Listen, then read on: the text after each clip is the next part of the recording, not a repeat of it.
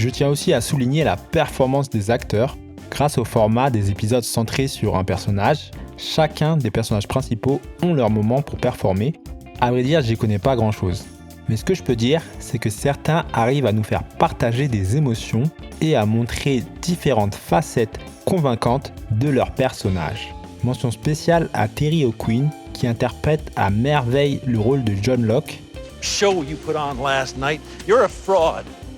And it's time your people were told the truth. And this is not the way we came.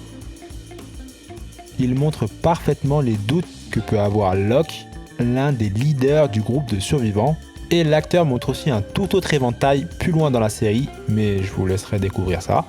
On a ensuite Michael Emerson qui joue Ben, un personnage très calculateur, manipulateur, et le ton qu'il emploie est très juste par rapport à son personnage. You know, John, you're not wrong. Some of the things I've told you, some of the things I've told everybody, are simply not true. On a ensuite Elizabeth Mitchell qui joue le rôle de Juliette, et elle a très souvent dans la série un sourire qui est impossible à décrypter, impossible de savoir à ce qu'elle pense, ce qui correspond parfaitement au rôle de Juliette, vu que c'est un électron libre qui fait ce qu'elle veut faire. I'm taking that medication back to Claire, and you're gonna let me. Matthew Fox, qui joue Jack, vend très bien son personnage. Il met en avant ses qualités humaines, mais aussi ses défauts. On a ensuite Henry Ian Cusick, qui joue Desmond.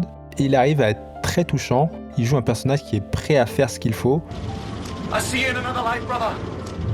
Et enfin, Evangeline Lilly, qui joue Kate, est sûrement celle qui a le plus percé parmi le cast, vu qu'elle a joué dans Le Hobbit et interprète The Wasp dans l'univers cinématographique Marvel. Lost a été son premier grand rôle, et du coup, même si elle avait moins d'expérience que les autres acteurs, elle se débrouille plutôt bien pour les scènes émotionnelles. I'm so sorry for everything that I have put you through.